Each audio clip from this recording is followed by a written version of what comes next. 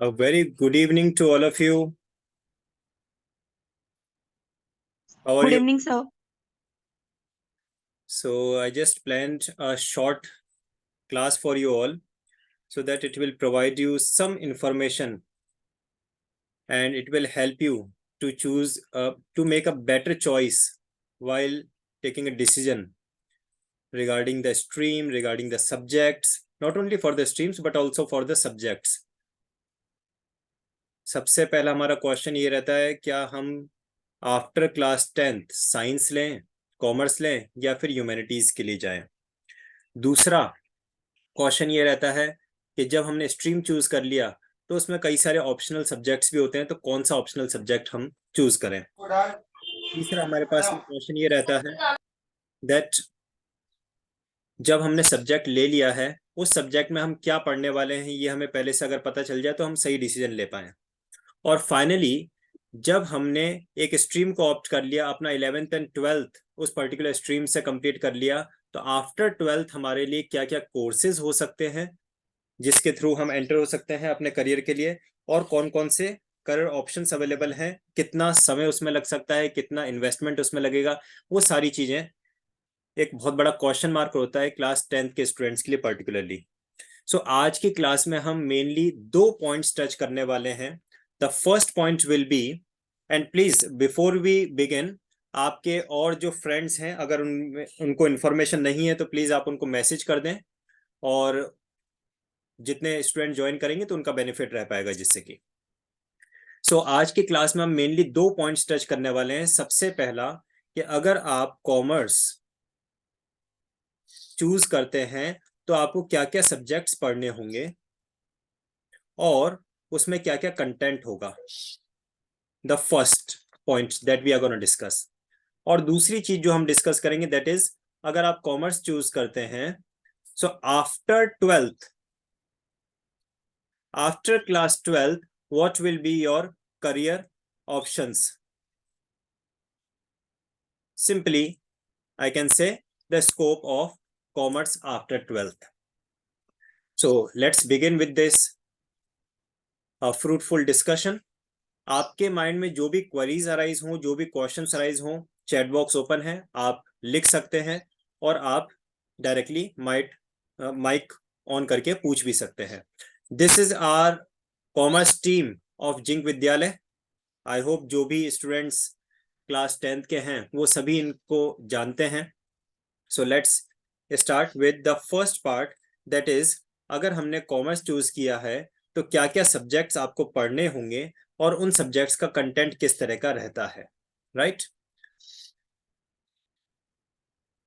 और एक चीज मैं आपको और क्लियर कर दूं, why you should, whether you want to go for, आपके हो सकता है ऑलरेडी माइंड में डिसीजन ले चुके हो कि हमें साइंस फील्ड ऑप्ट करना है या हमें ह्यूमैनिटीज के लिए जाना है, या ऐसा कुछ भी आपके पेरेंट्स ने से आपने डिस्कस किया होगा, मे बी आपके फ्रेंड से किया हो, लेकिन फिर भी आज का सेशन आपको अटेंड करना चाहिए, आज के क्लास को आपको अटेंड करना चाहिए। रीजन इज, ये एक पॉइंट है जहां पे मैं हूं जिसको हम कहते हैं zinc colony, right? Zinc colony में मैं खड़ा हूं और मुझे जाना है कहाँ, I just want to reach this particular point जो कि 29 माइल्स, राइट? 29 मील हाईवे आप सब जानते हैं। तो यहाँ पे जिंक कॉलोनी से 29 मील जाने के लिए मेरे पास में डिफरेंट ऑप्शंस होते हैं। एक तो मैं ऐसा बाहर निकला और इधर ऐसा जाके रुपाइली भट्टा होते हुए और हाईवे पे पहुंच गया। दूसरा ऑप्शन है कि अभी एक नया हाईवे बना है जिंक कॉलोनी के जस्ट पास में, तो ऐसे बाहर निकल के उस हाईवे से डायरेक्ट हम पहुंच गए। तीसरा ऑप्शन है बाहर निकले और ऐसे गए, ये हुरडा आया, यहाँ पे हुरडा से हम फिर यहाँ गुलाबपुरा आए और फिर गुलाबपुरा से हम यहाँ 29 मील पहुंचे।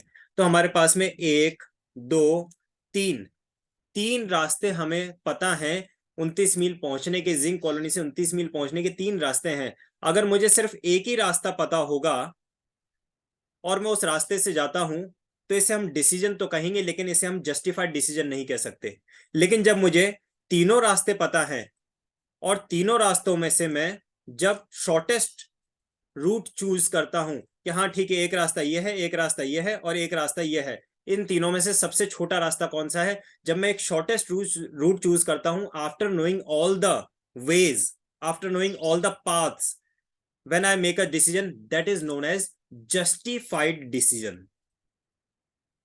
There is a difference between decision and a justified decision. तो आज की क्लास आपको क्यों अटेंड करनी चाहिए, उसका रीजन ये है कि आपने क्लास 10 तक ह्यूमैनिटीज के सब्जेक्ट पढ़े हैं, इकोनॉमिक्स, हिस्ट्री, पॉलिटिकल साइंस आपने पढ़ा है, आपने साइंस के भी सब्जेक्ट्स पढ़े हैं, that is physics, chemistry, biology. लेकिन अकाउंटेंसी क्या आपने पढ़ा है?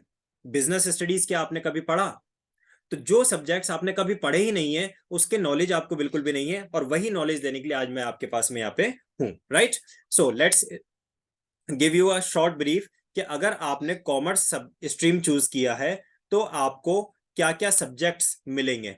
सबसे पहला, अकाउंटेंसी एक कंपलसरी सब्जेक्ट है, business studies, economics, these three are the compulsory, and obviously English is to a compulsory subject। इसके बाद में यहाँ पे 3 सब्जेक्ट आपको नजर आ रहे हैं students, that is mathematics, computer science and physical education. Out of these 3, mathematics, computer science and physical education, you have to choose any one. Total आपको 5 सब्जेक्ट्स ऑप्ट करने हैं कॉमर्स में, जिसमें से हमारी स्कूल में accountancy, business studies, economics and English, the 4 subjects are fix, and the 5th subject you can choose as an optional one। You can choose either of the 3, that is mathematics, computer science and physical education। You can choose either of the 3 depending upon your career option, what you have chosen, depending upon the target of your life, जो आपने अपना सोचा है कि after मैं 12th क्या बनना चाहता हूं, उसके हिसाब से आप इन 3 में से कोई एक सब्जेक्ट आपको चूज करना है। टोटल हो गई है हमारे 5। वैसे एक नॉलेज के हिसाब से मैं बता दूं, कुछ अदर स्कूल्स हैं जो हमें कॉमर्स में डिफरेंट अदर सब्जेक्ट्स भी ऑफर करते हैं, डिफरेंट अदर अल्टरनेटिव्स ऑफर करते हैं, like information technology, information practice, entrepreneurship and legal studies. These are the few other subjects that are offered by some other schools, but it is not available in our school, that is Zinc Vidyalaya. Fine. So let us talk कि अगर आप accountancy subject लेते हैं तो accountancy में किस तरह की पढ़ाई करनी होती है। क्लास 10 तक आपने मैथमेटिक्स पढ़ा है स्टूडेंट्स, और मैथमेटिक्स में डिफरेंट फेजेस जो आपने पढ़े हैं, डिफरेंट ट्रेड्स जो आपने पढ़े हैं, वो क्या क्या थे? हमने अरिथमेटिक पढ़ा था, हमने अलजेब्रा पढ़ा था, हमने ज्योमेट्री पढ़ा था, और सबसे बड़ा मॉन्स्टर ट्रिग्नोमेट्री हमने पढ़ा था। In mathematics these were the 4 different branches of mathematics: algebra, arithmetic, trigonometry and geometry. अब अकाउंटेंसी अगर आप लेते हैं तो मेनली इसमें आपको क्या पढ़ना है? इसमें आपको पढ़ना है plus, minus, multiply and divide. Yes, accountancy is a numerical paper, it is a pure numerical paper, but in that numerical paper your major focus will be over plus, minus, multiply, divide। There will be no algebra, there will be no trigonometry, there will be no geometry। सिर्फ आपको arithmetic की कुछ calculations आने चाहिए, आपको percentage calculate करना आना चाहिए, आपको प्लस करना आना चाहिए, एडिशन सब्ट्रैक्शन आपको आना चाहिए, टेबल्स आपको याद होनी चाहिए 2 से लेकर 10 तक। I am not saying that 100 तक टेबल्स याद करनी है, 2 से लेकर 10 तक आपको टेबल्स याद होनी चाहिए, एडिशन सब्ट्रैक्शन आपको आना चाहिए, मल्टीप्लिकेशन डिवाइड आपको आना चाहिए। That is the only mathematical and numerical part of accountancy. और इसमें आप पढ़ने जाएंगे कि अगर हम एक बिजनेस रन करते हैं तो हम उसमें अकाउंट्स कैसे प्रिपेयर करते हैं, कैसे हम अपने एक्सपेंसेस को रिकॉर्ड करते हैं, कैसे हम अपनी इनकम कैलकुलेट करते हैं। अगर मैंने ये एक पेन सेल किया 50 रुपीज में, क्या ये 50 रुपीज मेरी इनकम है? Answer is no. पहले मुझे इसमें से लेस करना पड़ेगा कि इस पेन को सेल करने, 50 रुपीज अर्न करने के लिए मैंने कितना खर्चा किया। वो एक्सपेंसेस, वो खर्चे लेस करने के बाद में जो फाइनली मेरे पास बचेगा, that will be called as profit और इनकम। सो अकाउंटेंसी में हम क्या करेंगे? हम अकाउंट्स प्रिपेयर करेंगे और कैलकुलेट करेंगे how much income we have earn in our business. Secondly, जब बात बिजनेस की कर रहे हैं तो business studies is also one of the important subject for a commerce student. और बिजनेस स्टडीज में मेनली फोकस क्या रहेगा कि आज मैं एक बिजनेस स्टार्ट करना चाहता हूं, आज आप एक बिजनेस स्टार्ट करना चाहते हैं, तो आपको कैसे फंड्स अरेंज करने हैं, कैसे आपको उसमें किस तरह की ब्रांचेस स्टार्ट करनी, क्या आप एक छोटा स्मॉल लेवल का बिजनेस करें, मीडियम लेवल का बिजनेस करें या मल्टीनेशनल बिजनेस करें। जब आप बिजनेस करने जाएंगे तो आपको गवर्नमेंट रेगुलेशंस को कौन से ध्यान रखने होंगे, गवर्नमेंट की तरफ से सपोर्ट आपको कौन सा मिलेगा और बैरियर्स आपको कौन से मिलेंगे, फंड्स आपके पास अगर हैं तो उसे कैसे इन्वेस्ट करना है और अगर आपके पास नहीं है तो कहां से अरेंज करना है, different forms of business organisations क्या क्या हो सकती हैं, कौन कौन से फील्ड में मैं एंटर हो सकता हूं।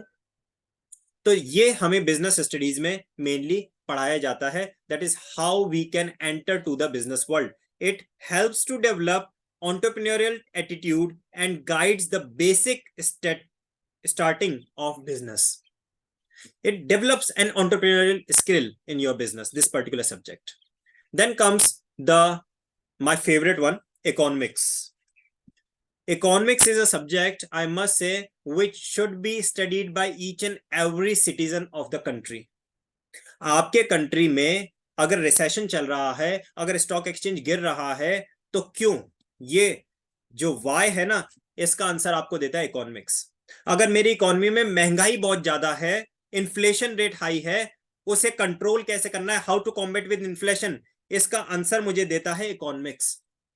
मेरी इकोनॉमी को ग्रो कैसे करना है, मेरी इकोनॉमी में एम्प्लॉयमेंट कैसे जनरेट करना है, गवर्नमेंट बजट आया है, क्या ये मेरे लिए फायदे का था या नुकसान का, मेरे बिजनेस के लिए कैसा सपोर्ट करेगा, एक इंडिविजुअल को कितना टैक्स पे करना, each and everything will be studied in economics. So economics it actually helps you to understand the government policies, क्या ये पर्टिकुलर गवर्नमेंट ने जो पॉलिसीज बनाई वो आपके लिए फायदे की होंगी या नुकसान की, और अगर नुकसान किए तो किस तरह के नुकसान होंगे, और अगर फायदे किए तो किस तरह के फायदे होंगे।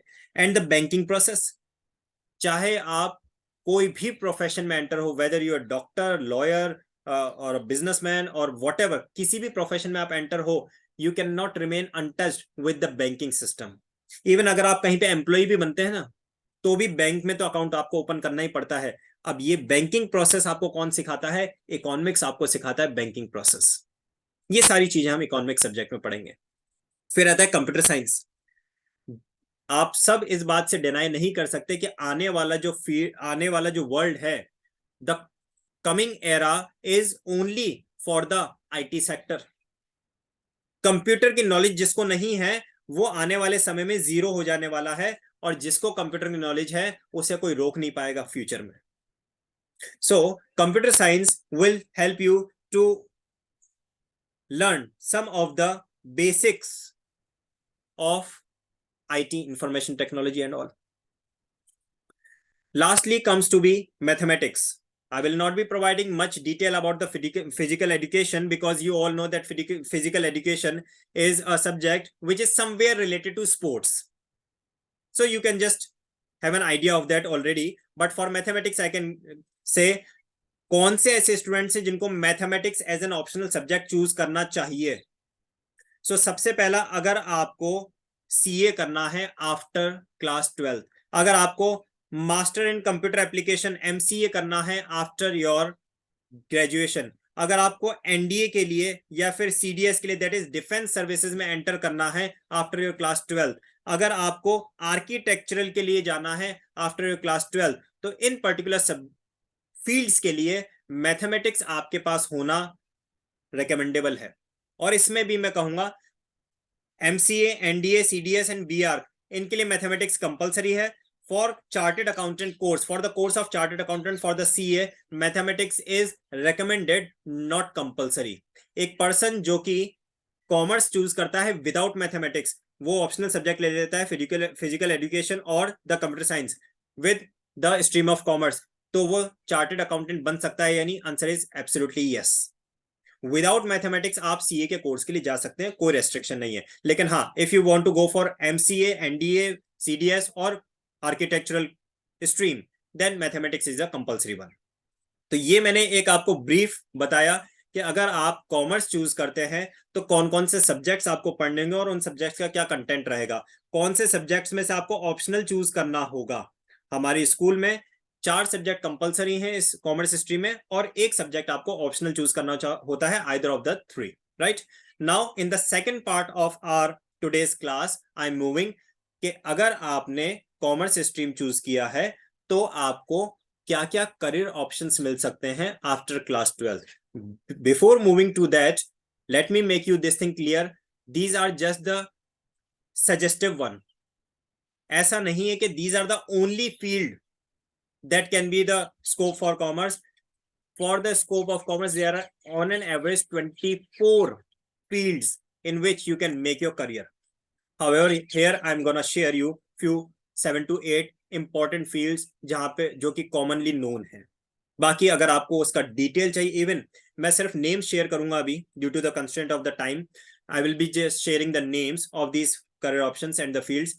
अगर आपको इनका डिटेल चाहिए, डिटेल किस तरह का कि सर इस कोर्स में एंटर होने के लिए हमें एलिजिबिलिटी क्राइटेरिया क्या है, इनके एंट्रेंस एग्जाम्स कब होंगे, इसमें मनी इन्वेस्टमेंट कितना होगा, इस कोर्स को कंप्लीट करने के लिए बेस्ट कॉलेजेस इंस्टीट्यूशंस हमें कौन कौन से all over India and abroad मिलेंगे, और आफ्टर कंप्लीटिंग दिस कोर्स हमें कितने का मिनिमम एंड मैक्सिमम पैकेज मिलेगा, ये सारी डिटेल्स अगर आपको चाहिए तो आप मुझे पर्सनली स्कूल में कभी भी कांटेक्ट कर सकते हैं. Right, so let's move with the few of the common career options that can be there after class 12th from the commerce stream. आप चार्टेड अकाउंटेंट का एक प्रोफेशनल डिग्री होता है, उसे आप क्वालिफाई कर सकते हैं and you can become a chartered accountant.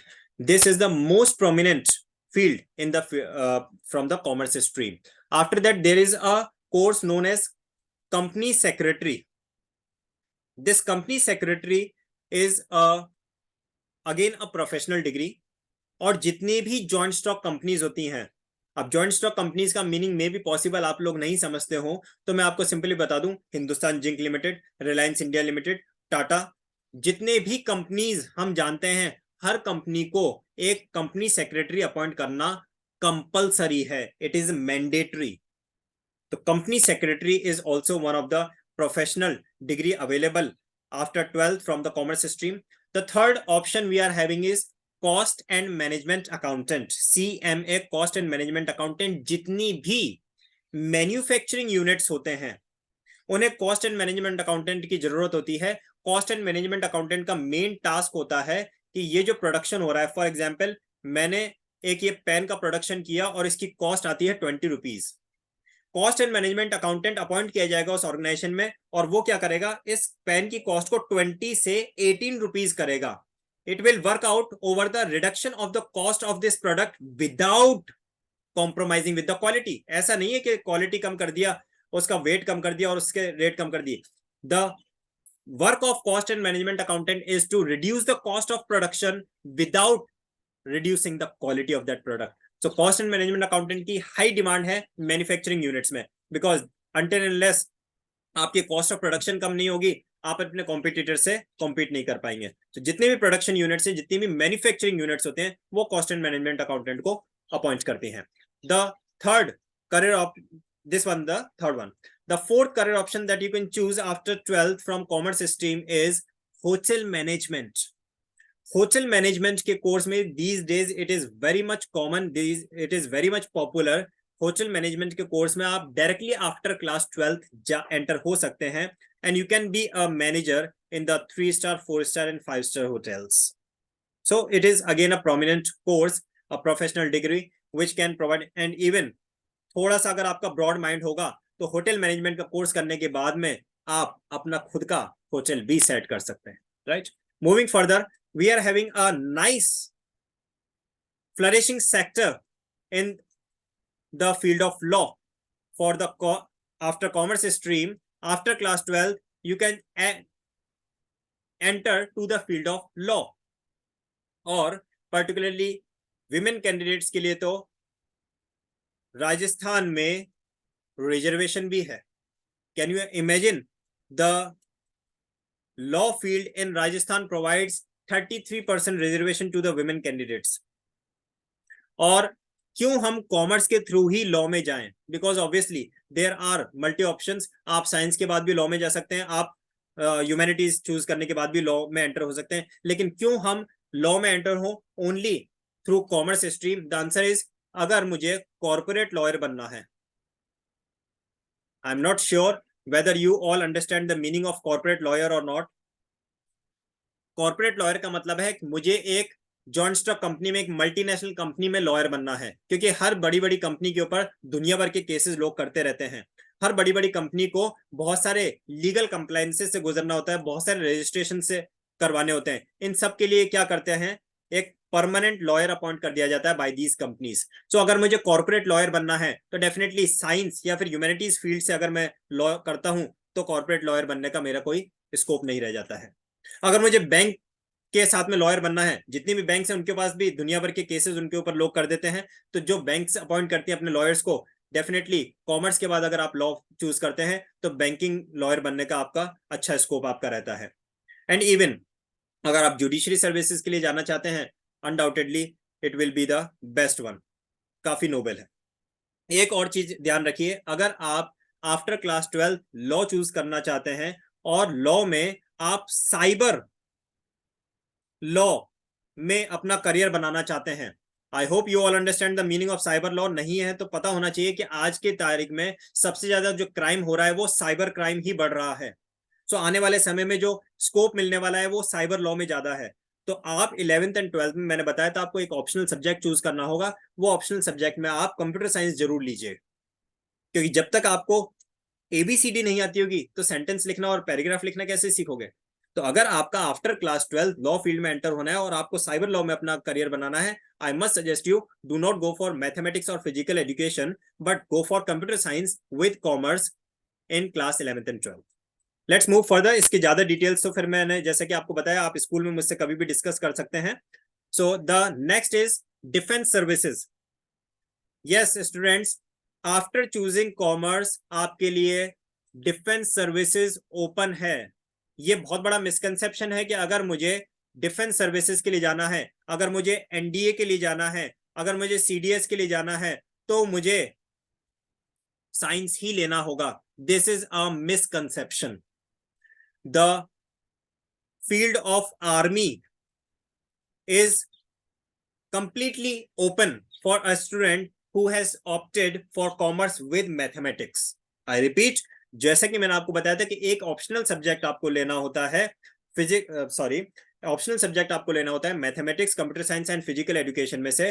तो आप कॉमर्स विद मैथ्स अगर लेते हैं तो आपके लिए डिफेंस सर्विसेज में आर्मी का फील्ड 100% ओपन है। आप एनडीए का एग्जाम देने के लिए 100% एलिजिबल है। Nobody can stop you, right? Let's move further.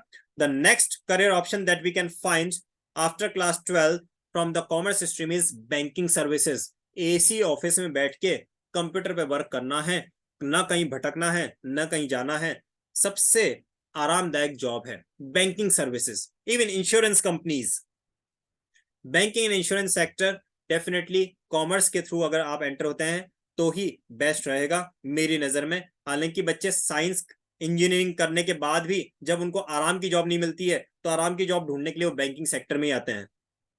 तो जब बैंकिंग सेक्टर में आना है तो why not to go with commerce only, क्योंकि बैंकिंग में तो कॉमर्स ही एंटर आने वाला है। The next career option that you can have after 12th from the commerce stream will be the IT jobs.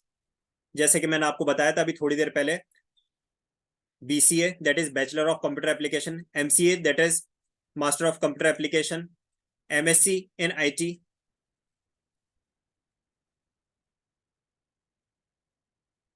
There are n number of career options in the information technology sector. अगर आप commerce with computer application I am just giving stress, computer science optional subject अगर आप commerce के साथ में computer application या फिर computer science का लेते हैं तो डेफिनेटली आपके लिए आईटी सेक्टर जॉब्स में बहुत अच्छा स्कोप है। Let's move further. The next career option that we can have from the commerce stream will be civil services. I hope you must have heard of IAS, that is Indian Administrative Services, RAS, that is Rajasthan Administrative Services. You must have heard about IFS, that is Indian Foreign Services. ये सारी civil services के लिए आप commerce के through 100% eligible हैं, और eligible होने के साथ साथ क्या आपके लिए स्कोप हो सकता है वो सुनिए। There is a post called as Prime Minister. Not a post but a what you can say, an authority, right. Prime minister के अंडर में डिफरेंट मिनिस्ट्रीज होती हैं, like finance ministry, HR ministry, foreign ministry,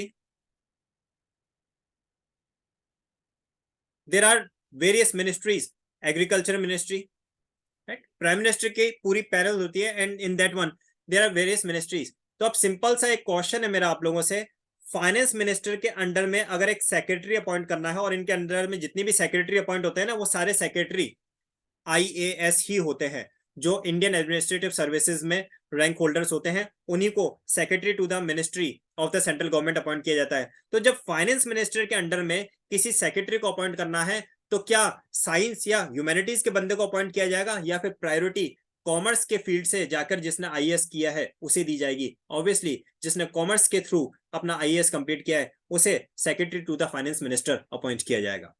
so this is a thing that you must have a bifurcation in your mind, right?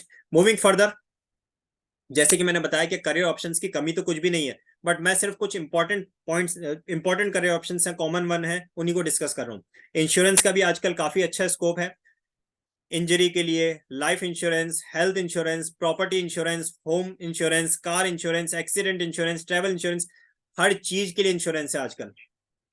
तो फिर जब insurance हर चीज के लिए हम ले रहे हैं, तो इंश्योरेंस में क्या जॉब्स की कमी होगी? और अगर नहीं होगी तो कॉमर्स के थ्रू आप एंटर हुई है इंश्योरेंस में। इंश्योरेंस में क्या होता है, कैसे होता है, वो हम बिजनेस स्टडीज और इकोनॉमिक्स में पढ़ते हैं।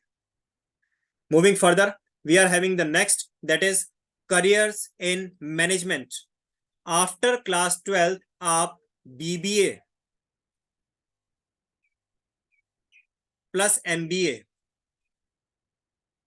BCom प्लस MBA का 5 ईयर इंटीग्रेटेड प्रोग्राम में एडमिशन ले सकते हैं।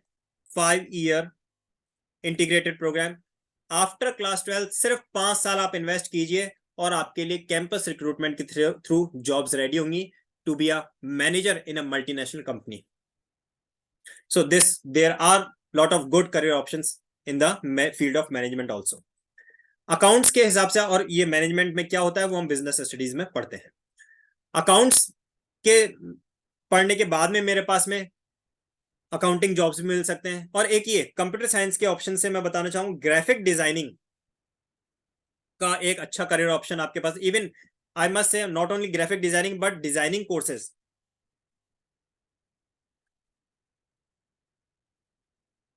क्या क्या हो सकता है उसमें? There can be a app designing, there can be a web designing, there can be a fashion designing, there can be leather designing, there can be jute designing, there are n number of designing courses. So this is also a good career option after class 12th from commerce stream. Moving further, अगर आपने accounting subject में interest ज्यादा show किया है और after completing your 12th आप BCom कर लेते हैं, तो जितने भी गवर्नमेंट डिपार्टमेंट्स हैं उन सारे गवर्नमेंट डिपार्टमेंट्स में हमें अकाउंट्स ऑफिसर की जरूरत होती है, अकाउंटेंट की जरूरत होती है। For that, the competitive exams are conducted. So this is also one of the career options, that you will become a government accountant in all the government offices. There is a post of junior accountant and the senior accountant, and the eligibility required is 12th with commerce, and after that BCom. BCom, that is Bachelor of Commerce. There is a notification for the timeout, and I'm just trying to finish up it in the speedy manner.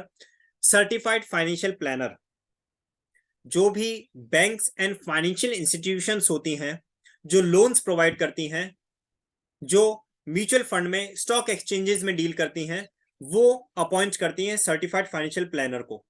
So this is also one of the professional course after class 12th, certified financial planner. और एक चीज बता दूं, इसमें competition बहुत कम है, क्योंकि India में सर्टिफाइड फाइनेंशियल प्लानर के कोर्स को जानने वाले बहुत कम हैं। तो जिसने इस डिग्री को एक्वायर किया है उसके लिए करियर अच्छा है, let's move further. The last what I'm gonna share here, as I just told you कि टाइम आउट का नोटिफिकेशन आ चुका है, तो मुझे क्लास को यहीं पे स्टॉप करना पड़ेगा. Teaching and lectureship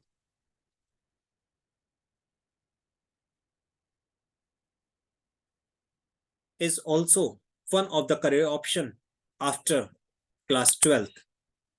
There is a course called integrated course of 4 years known as BCom plus B.Ed.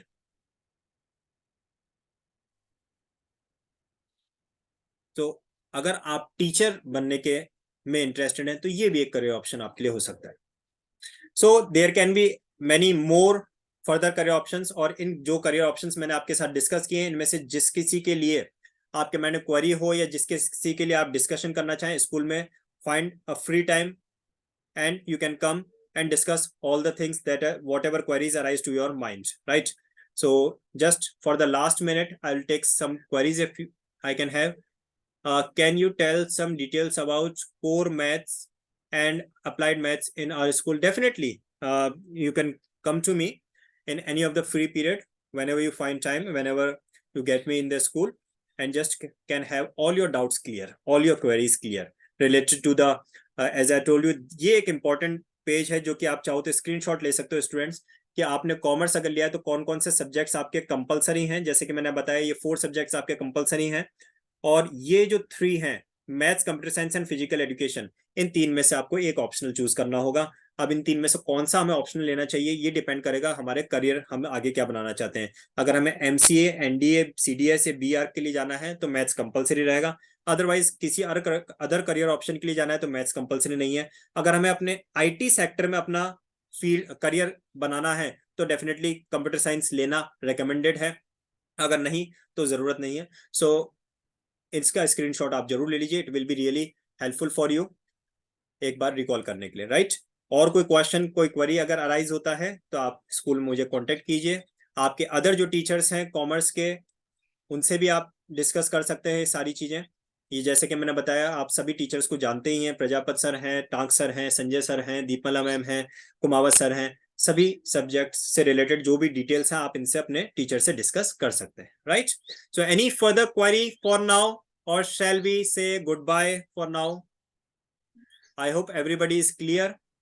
So for now I will just make the class over here only, और अगर आपके कोई queries होती हैं तो आप मुझे मैसेज भी कर सकते हैं और क्लास में भी आप मुझे कांटेक्ट कर सकते हैं. Okay, thank you so much all of you. I hope you all have got some information useful for your career, and it must be helpful for you for making a justified decision. As I told you, justified decision important होता है. Decision तो सब लेते हैं, but आप लीजिए justified decision after knowing each and every field, after comparing all the merits and demerits for all the streams. Take a justified decision.